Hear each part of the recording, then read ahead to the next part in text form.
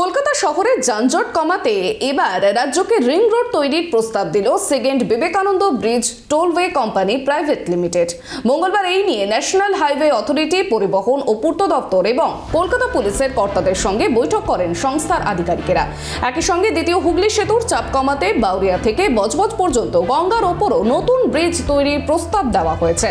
কলকাতাকে কেন্দ্র করে পার্শ্ববর্তী এলাকার উপর দিয়ে 129 কিলোমিটার এই রিং রোড হাওড়ার পাঁচলা থেকে শুরু করে বজবজ হয়ে মহেশতলা, গার্ডেন রিচ হয়ে জোকা তারাতলা, আমতলা, সোনারপুর, বারুইপুর, বাসন্তী হাইওয়ে, টাকি road, Basirhat, Kalyani expressway, Belgharia expressway, Nivedita সেতু, ডানকুনি হয়ে জাতীয় সড়ক দিয়ে পাঁচলা পর্যন্ত যাবে। এই প্রকল্পের আনুমানিক খরচ ধরা হয়েছে প্রায় 4,500 কোটি টাকা।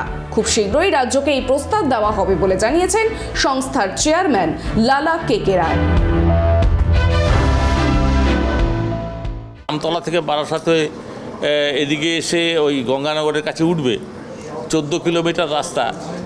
সেই that is the first notification issued by present chief secretary mister দ্বিবেদী। উনি নোটিফিকেশান ইস্যু করেছিলেন and he had to withdraw that notice. Land অ্যাকুইজিশনে একটা রেজিস্ট্যান্স আছে, এখানে ডেফিনেটলি রেজিস্ট্যান্স আছে। সেখানে পলিসি কী হবে না হবে না চাইলে এই কারণে অনেক ডায়লেমা আছে, অনেক প্ল্যানারই যেখানে কিছু ল্যান্ড অ্যাকুইজিশন বা কনজেস্টেড এরিয়া হ্যাবিটেশন গ্রোথ আছে, সেখান দিয়ে কোনো প্ল্যান করতে ভয় পান।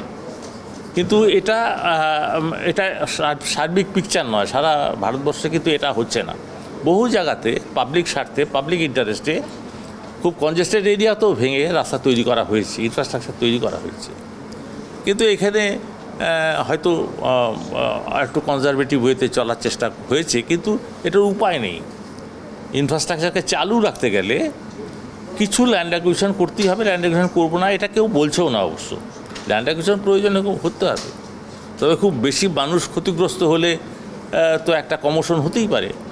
সেই কারণে এই প্ল্যানগুলোতে এইটাই বাধা। কিন্তু সেই জন্য এই ডিমান্ডটা একটু জোরদার হওয়া দরকার আছে। সেই কারণেই আমরা এই রাউন্ড টেবিল ডিসকাশনের মাধ্যমে এইটাকে একটুখানি সচেতনতা বাড়াবার চেষ্টা করেছি।